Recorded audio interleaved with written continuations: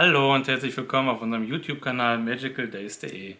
In diesem Video möchten wir euch von unserer Urlaubsplanung erzählen. Es ist bald soweit, in ca. 60 Tagen fliegen wir ins Land der Maus, aber auch ins Land von Harry Potter und nach Orlando allgemein. Wir werden jetzt mal kurz vorbringen, wie wir den Urlaub geplant haben, warum wir welche Entscheidungen getroffen haben, wie unsere Entscheidungen im Endeffekt dann aussehen und wie wir die insgesamt 24 Tage vor Ort, 25 Tage? 25 Tage vor Ort verbringen werden. Ja, also wir haben viel überlegt, es war ja viel Corona im Umlauf und ist ja immer noch, und da haben wir einfach überlegt, was kann man machen, wie sieht es aus mit den Grenzen, wie sieht es aus mit Möglichkeiten zu fliegen. Seit November sind die Grenzen ja wieder für Europäer auf in den Staaten, und dann haben wir uns überlegt, fliegen wir doch über Ostern jetzt wirklich in die Staaten, nach Orlando, in unser geliebtes Feriendomizil. Und ja, dann war die Frage, wie sieht es aus? Normalerweise haben wir immer 3 Wochen Disney gehabt, wo wir dann zwischendurch mal einen Mietwagen hatten und dann mal in die Outlets gefahren sind oder auch mal nach Universal, ist allerdings schon ein bisschen länger her. Und ja, dann konnten wir einfach nur feststellen, dass es auf der Disney-Seite aktuell immer nur 2 Wochen das Ultimate-Ticket gibt. Man kann zwar 3 Wochen Übernachtung buchen, aber komischerweise nur 14 Tage Ultimate-Ticket, und man müsste dann eigentlich ein zweites Mal Ultimate-Ticket bei 3 Wochen dann dazu buchen oder direkt eine neue Buchung machen.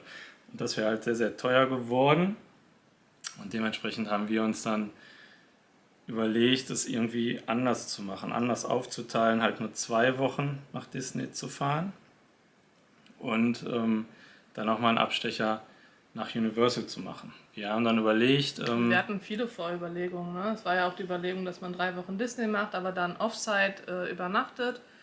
Und ja, aber alles hat irgendwie nicht so funktioniert, wie wir uns das vorgestellt haben mit diesen 3 Wochen Disney. Und aufgrund dessen haben wir dann einen guten anderen Plan gefunden, denke ich. ja, Und genau, also nochmal zu dem Plan. Also wir hatten halt auch überlegt, den Annual Pass zu holen. Der ist aber aus Deutschland zu kriegen irgendwie nicht möglich. Also wir haben alles probiert und auch Telefonate geführt und auch E-Mails geschrieben. Es war, so wie Sie uns das gesagt haben, einfach nicht möglich, auf legalen Weg aus Deutschland über die amerikanische Seite einen Annual Pass zu bekommen. Und ja, das ist dann auch verflogen. Die Offsite-Hotels, die waren dann aufgrund der Ausstattung nicht wirklich unser oder der Entfernung. Wir hatten dann ein ganz gutes Hotel gefunden in Celebration, wo wir dann 3 Wochen hätten wohnen können, wo auch Parken inklusive ist. Das ist nämlich auch in Amerika immer so ein Thema, dass man Parken dazu buchen muss. Dann hätten wir aber 3 Wochen lang ein Mietauto haben müssen. Das ist ja aktuell auch recht teuer.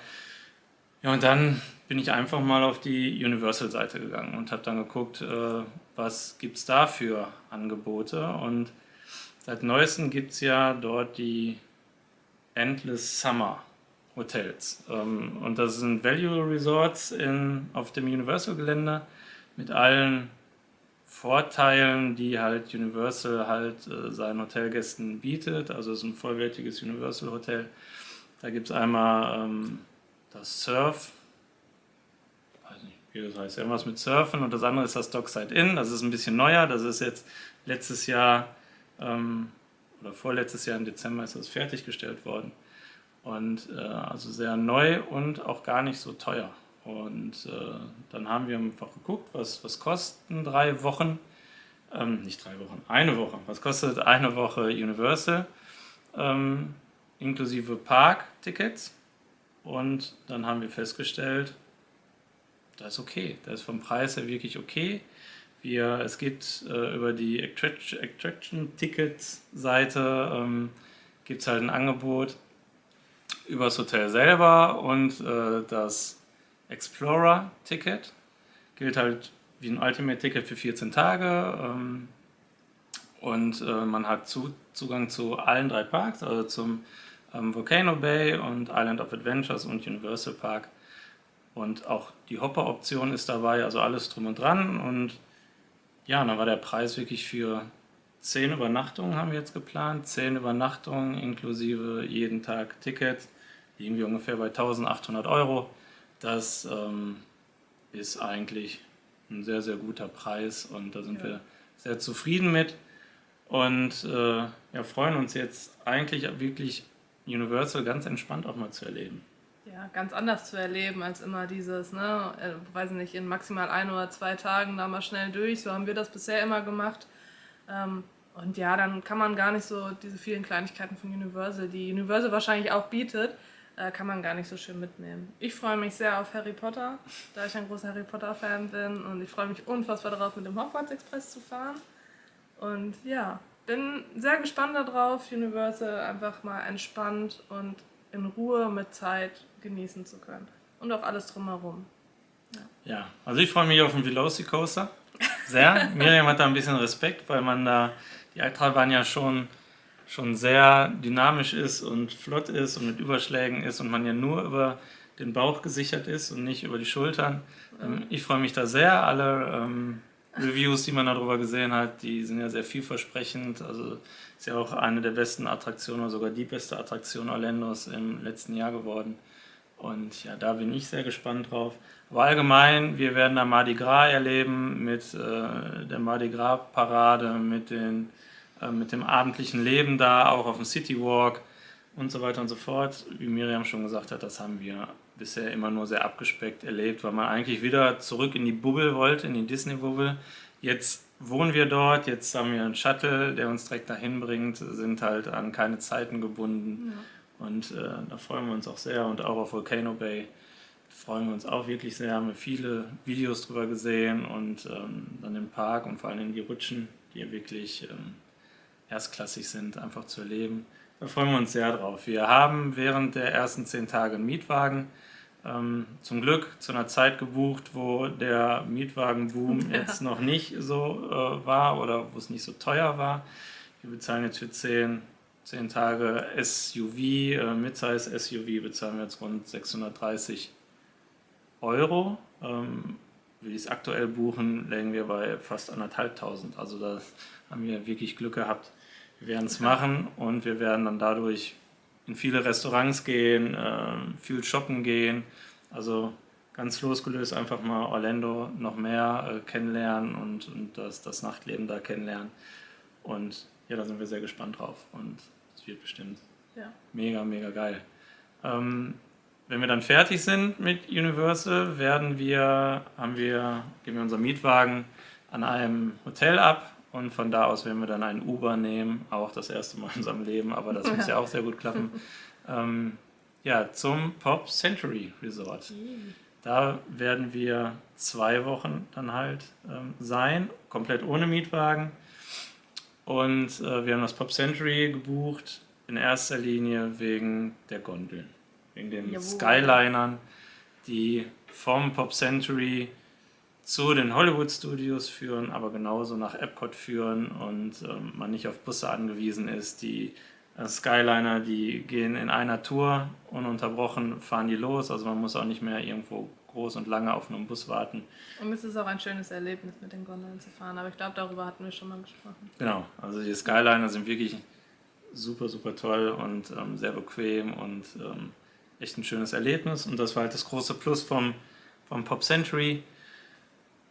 Wir hatten in den Jahren zuvor immer ein Moderate Resort gebucht, kein Value, weil da einfach der Dining Plan mit dabei war. Der Dining Plan ist leider immer noch nicht wieder eingeführt bei Disney, obwohl Disney es mehrfach betont hat, dass sie es wieder tun und eigentlich auch die ganzen Dining Plan Icons überall zu finden sind, aber sie haben es noch nicht wieder ins Leben gerufen. Leider nein. Und das war dann halt immer so ein Bonus. Also man hat am meisten Moderate Resort dann bekommen, wenn man den Dining Plan, Quick Service Dining Plan genommen hat und das war dann in der Rechnung gar nicht wirklich viel teurer, als wenn man Value nimmt.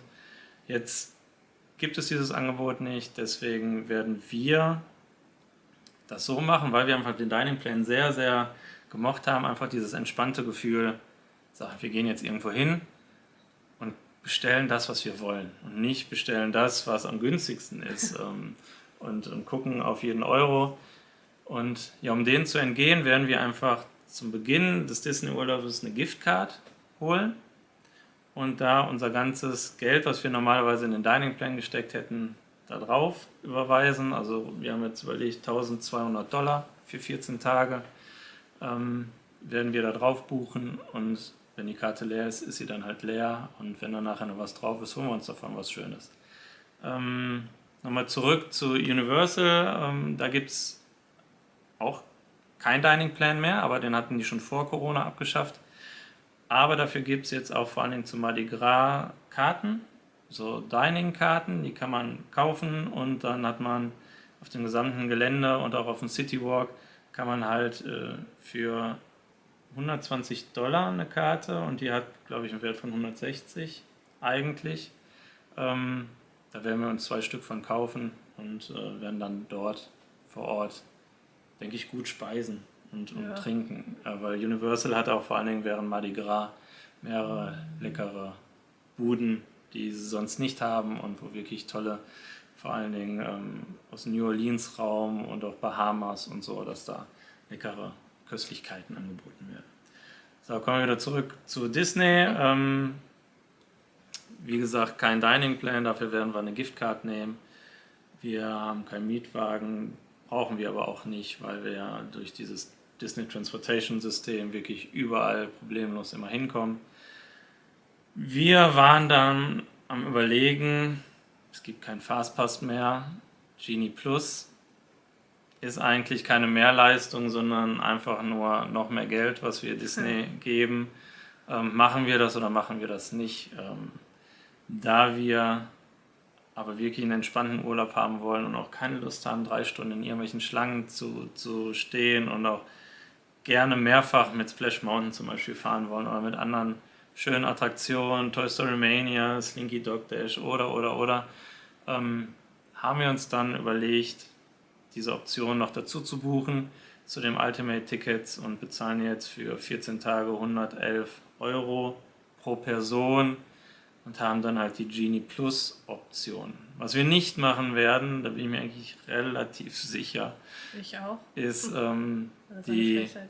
individuellen Attraktionen wie Rise of the Resistance, Flight of Passage, die ja von diesem Genie Plus System ausgenommen wurden und die man dann als Option extra nochmal kaufen kann, die Lightning Lane Option, wo dann Rise of the Resistance mal schnell $15 pro Person, pro Ride dann kostet. Ja.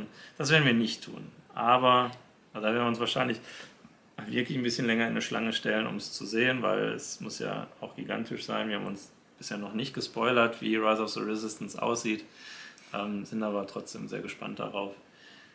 Ja, und jetzt haben wir Genie Plus gebucht. Wir fliegen mit der Lufthansa, fliegen von Düsseldorf nach Frankfurt, von Frankfurt dann nach Orlando und nonstop den gleichen Weg dann wieder zurück. Und vom Kurs her war es auch okay, ist jetzt auch wesentlich teurer geworden, da sind wir dann auch froh, das so früh gebucht zu haben.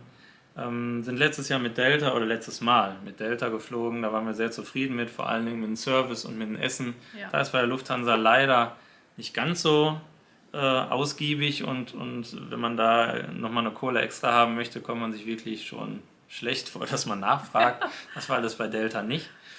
Aber Delta hat zu dem Zeitpunkt, als wir gebucht haben, keine wirklich guten Verbindungen nach Orlando für uns angeboten. Leider nein. Genau. Vor allem das Schönste an Delta ist, also was ich sehr genossen habe, klar, dieser ganze Service, aber man hatte einfach dieses 2-4-2-Sitze. Also bei der Lufthansa sind es halt 3-4-3. Das heißt, man hatte also immer irgendeine fremde Person, die dann noch neben einem saß. Und das habe ich bei Delta, fand ich das sehr angenehm, weil wir einfach alleine in diesem Zweiersitz saßen. Das macht schon eine Menge aus tatsächlich. Vor allem für den Danny, weil der sitzt immer in der Mitte, weil ich am Fenster sitze. Genau, weil die Miriam nicht in der Mitte sitzen möchte, weil die rausgucken muss. Ja, ein bisschen Flugangst, und machen wir es so angenehm, wie es geht. Ja, also wir freuen uns schon unendlich auf den Urlaub, brauchen den auch. Letztes Mal waren wir 2019 da, und jetzt wird mal Zeit. Die 50-Jahr-Feier werden wir da erleben. Wir werden das Flower and Garden Festival in Epcot erleben. Wir werden leider nicht Guardians of the Galaxy fahren können, denn das macht ja erst im Sommer auf. Wir hoffen aber, dass das ein oder andere oder der ein oder andere Bauzaun in Epcot endlich abgebaut wurde. Ja, Weil das es ja, wäre schon schön. genau, es ist ja viel passiert und ja, es gibt eine Menge Neues zu erleben. Wir freuen uns wirklich auf die kompletten Ja. 25 Tage, was wir auch so bisher nicht hatten. Wir waren sonst immer maximal 21 Tage da. Müssen jetzt eigentlich nur noch die ESTA beantragen für uns und der Rest steht. Und, Dann kann es in 62 Tagen losgehen. genau, wenn man sieht, sind noch genau 62 Tage und ja, und wir werden dann natürlich vom Travel Day bis zum Abreisetag filmen und berichten, wie es aussieht, was wir erlebt haben, was wir gefunden haben, auch an Merchandise, was wir ja, zu essen gefunden haben. Miriam möchte unbedingt mal in die Cheesecake Factory. All das, Schon seit dem ersten Urlaub. Wir waren nie da bisher. genau, all das werden wir machen und erleben. Wir hoffen auch darauf, dass Blizzard Beach dann wieder frei gut zugänglich ist. Momentan ist es ja zu, aber wir hoffen, dass es nur die jährliche Renovierung ist. Und ja, und dann freuen wir uns wirklich auf einen großartigen Urlaub, dass wir da viel Kraft schöpfen und viel Spaß haben und euch auch eine Menge Neues zeigen können. Und ja, und in dem Sinne sehen wir uns spätestens in 62 Tagen am Travel Day wieder und hoffen, dass ihr dann viel Spaß mit unseren täglichen Videos habt. Jawohl. In dem Sinne, bleibt gesund, macht es gut und bis dahin noch eine magische Zeit. Bis dann. Tschüss.